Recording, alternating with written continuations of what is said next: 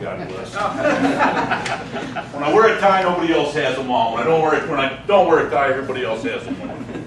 I'm Steve Barry. I'm retired captain with the Summit County Sheriff's Office. For those of you that don't know me, I am a candidate for sheriff, but I'm not here to talk about that. I want to thank Frank for having me. He's asked me to give about 10-12 minutes of some safety tips for you.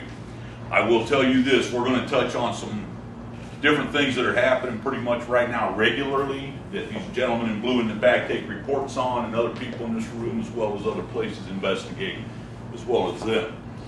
I'm going to do this in a few minutes, so like I say, I'm going to just hit on some topics. One of the most recent we have been having, grandparents in the room. I've got some grandparents anywhere.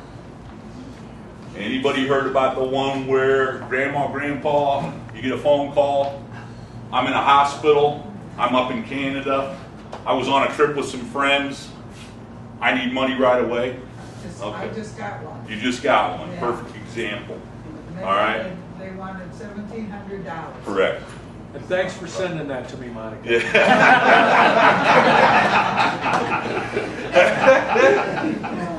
Ladies and gentlemen, check with your kids. Check with their parents before you make any rash decisions.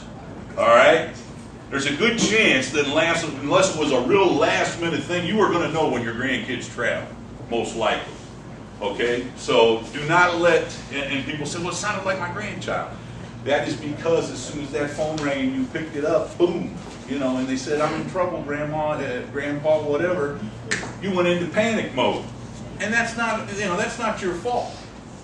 They're good at what they do. But that's one thing that's going around, and these gentlemen will tell you it's going around a lot right now.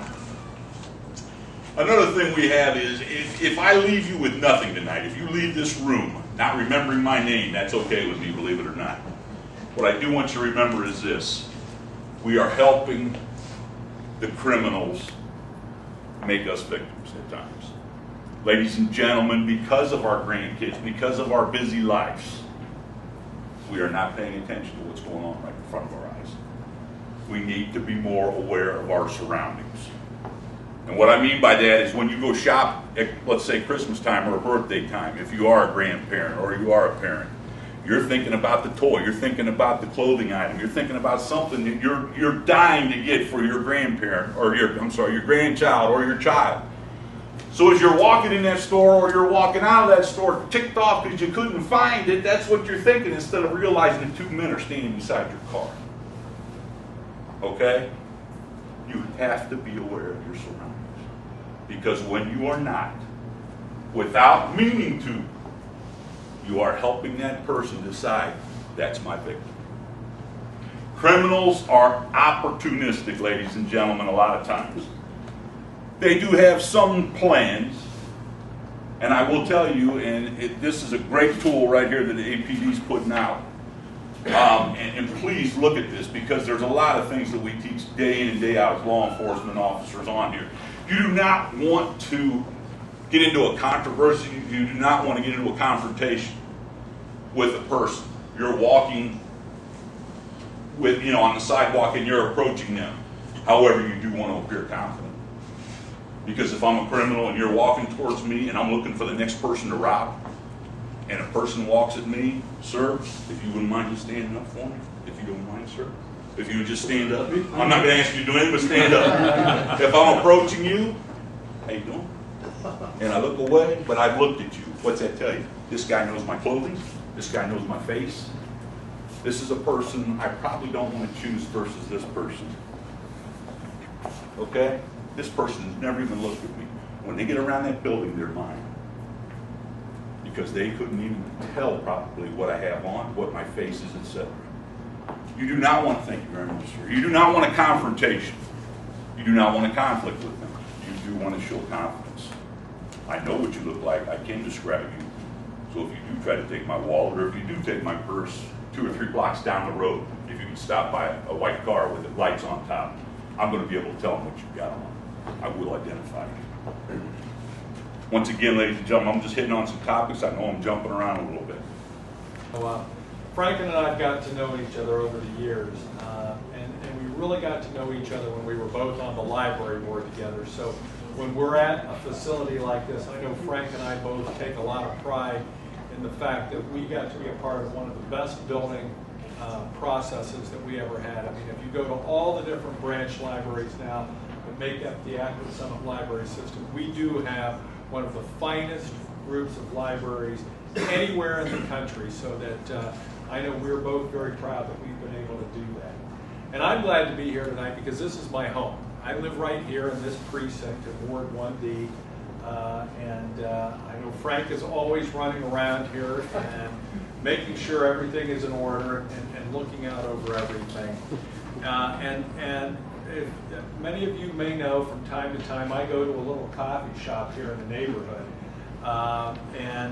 You'll see me oftentimes on Saturday and Sunday mornings because they like to say that I'm sitting there overseeing Market Street, overlooking everything.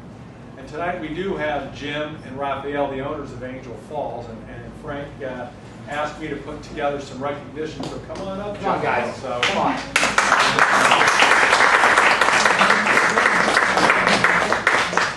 These gentlemen are the proprietors at Angel Falls, and I think they do a great job. They're great community members. And many of you will see Jim. I think Jim is the planter out here. I mean, he takes care of the plants. He makes sure that everything is planted. And it's just not on his property. He's taking care of up and down the street. And so a lot of times we do different proclamations where we put all kinds of flowery words. But I got to tell you, if I would have done that every morning when I go in, I would have had to live with that from some sarcastic remark Jim would have made to me. And I mean, we are good friends, and it's nice. So Frank and I put together, Jim, something here that has got actually a little bit nicer than just flowery words, but something that recognizes the beauty of the shop that you guys have there. And Frank, do you want to say a few words? Just a couple things. If you go to Angel Falls, if you haven't gone, you should go there. It's exceptional, but more importantly, Jim gets up. He's there really early in the morning. He doesn't just take care of his property, but he encourages his neighbors. Sometimes the lampposts have lots of things on them. He takes that off. Next summer, he's going to help.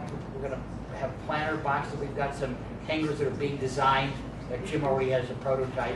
And next summer, he's going to put hanging baskets all across Highland Square.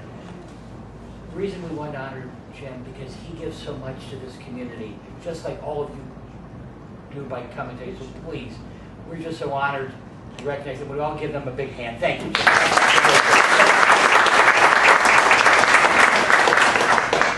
Good locally owned business here in the community. So, Jim, you want to say anything? Yeah. Not a darn thing. I'm sure I'll hear something later. So that's true. This is Mark Anthony, and I'm speaking to Zach Milkovich. He is our state representative here. I was wondering, first of all, welcome back home. Thank you so much. I appreciate you. How are things in Columbus? Well, you know, we've been on a summer recess here. Now, today I got the news that we're going back in session next Wednesday. So, but we've been out, you know, going door to door and listening to people. And What is on the agenda for when you go back? it appears that there's going to be the. Well, and I don't sit on this committee. It's going to be the pension reform. So, you know, I'm anxious to see what they've been working on all summer long. And hopefully, we can work together, both sides of the aisle, and hopefully we can, you know, correct that situation. I'm sure that you can. Are there any other things that you're going to be working on? Yes, I'm working on campaign finance reform, House Bill 486, which we introduced a couple of months ago, and trying to take it from the federal level down to the state level. And you know, I feel there's too much money in politics. I'll speak today, so hopefully we can get that through too. Thank you so much for your time. I appreciate you.